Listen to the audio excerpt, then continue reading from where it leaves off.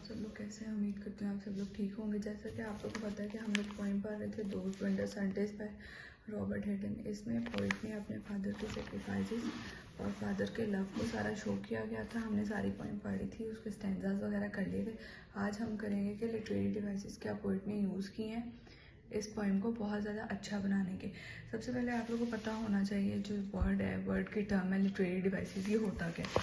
Literary devices ऐसे techniques होते हैं, ऐसे टूल्स होते हैं जो कि राइटर यूज़ करते हैं अपनी फीलिंग्स को कन्वे करने के लिए और अपनी इमोशंस को शो करने के लिए और अपनी पोइम को बहुत ज़्यादा अच्छा बनाने के लिए कि रीडर्स है जो उनसे इस पोइम को पढ़ें तो उनके अंदर इमोशंस और फीलिंग डेवलप हो और उनकी पोइट्री है जो सी वो बहुत ज़्यादा अच्छी लगे। सबसे पहले अगर इस पोइम के अंदर हम लोग देखा जाए तो एक टेक्निक यूज़ हुई है, वो है इमेजिनरी। अब हमें पता होना चाहिए कि इमेजिनरी होता क्या है। इमेजिनरी वो वाले वर्ड्स होते हैं जो पोइट यूज़ करता है अपनी पोइम के अंदर अपनी 5 सेंसेस को लेते हुए, और जो चीज़ें जो वर्ड्स हैं एक रीडर के अंदर इमोशंस क्रिएट करती हैं कि भाई जब रीडर वो चीज़ पढ़ रहा है तो उसको पता चले कि बहुत ज़्यादा प्रेजेंटेबल है और उसको वो चीज़ अपने आप से रिलेट करे। लाइक वो वाले वर्ड्स वो यूज़ कर रहे हैं जिसके अंदर 5 सेंसेस हों, लाइक स्मेल, टच, फील, ये वाली जो सारी सेंसेस हैं उस पोइट्री के अंदर हो और वो रीडर को अपने आप से रिलेट करवाएं। अब इस पोइम के अंदर दोज विंटर संडेज के अंदर पोइट ने यूज़ किया हुआ है ब्लू ब्लैक कोड और क्रैक्ड हैंड्स। ये इसने 2 इमेजिनरी डिवाइसेस यूज़ की गई हैं। अब ये जो 2 इमेजिनरी डिवाइसेस हैं ब्लू ब्लैक कोड, अब ये हमें क्या बताता है। अब ब्लू ब्लैक कोल्ड हमें ये सिम्बलाइज करता है, जब हम पढ़ते हैं हम सोचते हैं कि आखिर वो कितनी ही काली सर्दी थी या फिर वो कितनी ही शिद्दत की सर्दी थी या फिर कितना ही बाहर बहुत ज़्यादा कोहरा पड़ा था कि उसका बाप उस मौसम में भी उठता था और उसके लिए कमाने जाता था। क्रैक्ड हैंड्स हमें बताते हैं जी फटे हुए हाथ। अब फटे हुए हाथ जब हम अपने दिमाग में सोचते हैं तो हम देखते हैं वो वाले हाथ जो बिल्कुल स्टेबल नहीं होते, वो वाले हाथ जो काम कर कर के थके होते हैं और जो फट जाते हैं। आखिरकार वो सर्दी गर्मी कोई भी चीज़ नहीं देखते और वो बहुत ज़्यादा फट गए। ये क्या बताता है? बाप की मेहनत। अब ये जो 2 उसने इमेजिनरी डिवाइसेस यूज़ किए हुए हैं ये बता रहे हैं कि उसका फादर कितनी ज़्यादा मेहनत करता था, बहुत ज़्यादा सर्दी में भी, और सर्दी में मेहनत कर करके उसने कोई ग्लव्स वगैरह नहीं पहने जिसकी वजह से उसके क्या हाथ फट चुके हैं। These lines we can see and feel the cold winter and the father's hard physical labor। अब ये जो 2 लफ्ज़ हैं हमें बता रहे हैं कि किस तरह से जो बाप है वो किस तरह से जो राइटर देखता है कि बाहर इतनी सर्दी में उसका बाप काम करने जाता है और राइटर उस सर्दी को फील भी करता है कि बाहर बहुत ज़्यादा सर्दी है, और बताते हैं कि क्रैक्ड हैंड्स के उसका बाप किस तरह की फिजिकल लेबर करता है, किस तरह से मेहनत मुशक्क़त और मजदूरी करता है जिसकी वजह से उसके हाथ सही नहीं रहे और उसके हाथ फट चुके हैं। ये दोनों लाइन्स हमें बता रही हैं कि उसके बाप की ज़िंदगी आखिर कितनी ही मुश्किल थी कि वो दिन रात मेहनत करके अपने बच्चों का पेट पालता था। अब दूसरी इसमें राइटर ने टेक्निक यूज़ की गई है वो है सिम्बलिज्म।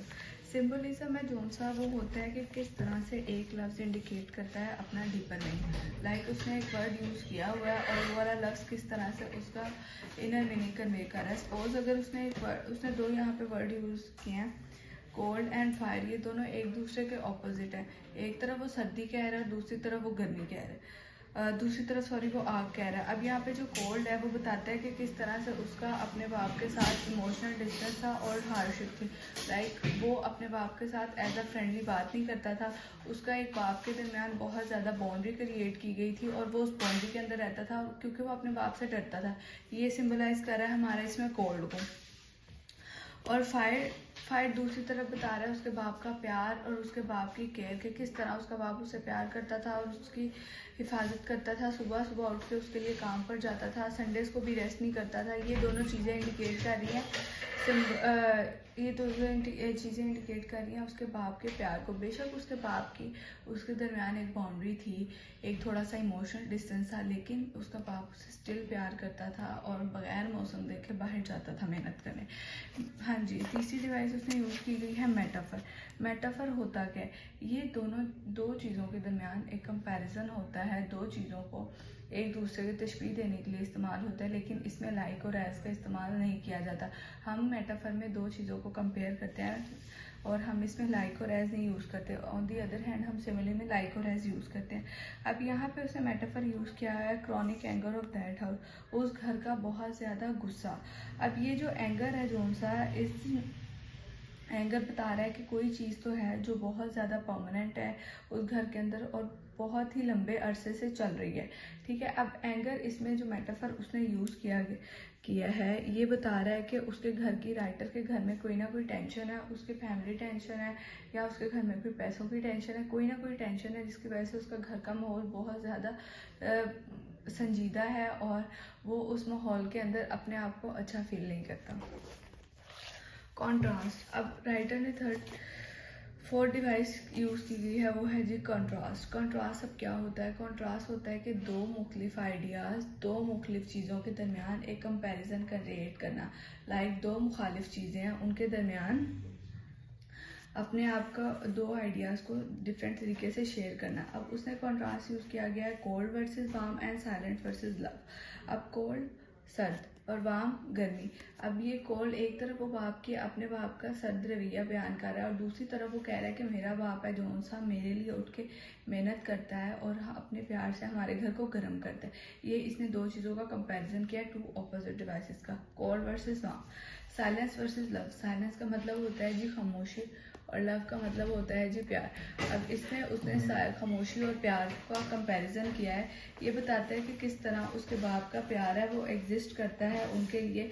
बेशक इन्वायरमेंट बहुत ज़्यादा बुरा है, ठंडा है, गर्म है, इस चीज़ की उनको परवाह नहीं है, लेकिन ये सारी चीज़ें इंडिकेट कर रही हैं उसका बाप का प्यार, कि आखिर उनका बाप उनसे कितनी मोहब्बत और प्यार करता है।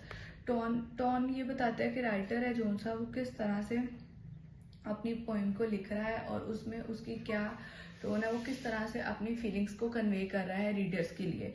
अब जो यहाँ पे जो राइटर की टोन है वो रिग्रेटफुल है, क्योंकि राइटर है जो सा वो जब बच्चा था उसको नहीं पता था कि उसका बाप उसे कितना प्यार करता था। जब वो बड़ा हुआ तो उसे एहसास हुआ और जब वो अपने बाप की स्टेज पे गया तो उसे पता चला कि वो जो सारी चीज़ें थी वो सर्द रवैया उसके बाप की मोहब्बत और शफकत ही थी। Tone shows writer feeling and attitude, ये मैंने आपको पहले बता दिया कि राइटर्स की फीलिंग के बारे में बताता है। और यहाँ पे जो है अब जब जो राइटर है बैक अपने लाइफ में जाता है, बचपन में जाता है, तो वो उन चीज़ों को देखता है और अब उस चीज़ का बहुत ज़्यादा शर्मिंदा है, उसे उन चीज़ों का रिग्रेट हो रहा है कि वो सिर्फ और सिर्फ उनके बाप का प्यार था। और यहाँ पे इस पोएम के अंदर राइटर की जो टोन है वो रिग्रेटफुल है, शर्मिंदगी। नेक्स्ट है जी रिथोरिकल क्वेश्चंस। अब ये जो रिथोरिकल क्वेश्चंस होते हैं ये वो वाले क्वेश्चंस होते हैं जो हम लोग इफेक्ट के लिए क्रिएट करते हैं, ना कि आंसर के लिए। लाइक जो राइटर है जो सा वो इस चीज़ के अपना इफेक्ट के लिए करता है कि उससे उसकी बहुत ज़्यादा अच्छी लगे, ना कि उसको रीडर से ये होता है कि रीडर इन चीज़ों के क्वेश्चंस के आंसर करे। अब यहाँ पे उसने जो रिथोरिकल क्वेश्चंस यूज़ किए हैं वो हैं व्हाट डिड आई नो, मैं कैसे जानता, मुझे क्या पता था, मैं कैसे जान सकता था ये चीज़ें। ये क्वेश्चन बताते हैं कि जो स्पीकर है उसको किस तरह से एंड पे आके रिग्रेट फील हुआ है कि वो सब चीज़ें उसके बाप का प्यार थी और ये सारी चीज़ें एक उसकी लाइफ के अंदर मिसअंडरस्टैंडिंग थी। उसने इन चीज़ों को बचपन में अंडरस्टैंड नहीं किया था कि उसके पापा की मोहब्बत है, उसके पापा का प्यार है। जैसे ही वो बड़ा हुआ तो उसने इन सब चीज़ों को फील किया और रिग्रेट कर रहा है कि मैं कैसे जान सकता था कि सब चीज़ें मेरे बाप का प्यार है। आपकी लिटरेरी डिवाइसेस ख़त्म हो गई हैं। ये सारी लिटरेरी डिवाइसेस पोइट ने इसके अंदर यूज़ की गई हैं इस पोइम के अंदर, वो मैंने आपको डीपली बता दी हैं। आप एक दफ़ा आप लोग गो थ्रू कर लें इन सब लिटरेरी डिवाइसेस को, और एमसीक्यूज़ वगैरह में आएंगे तो होप्स आप लोग को क्लियर होंगी या फिर क्वेश्चन में भी पूछेंगे। तो thank you so much class. आगे आपने चैनल को लाइक करना है, शेयर करना है, सब्सक्राइब करना है। Thank you so much.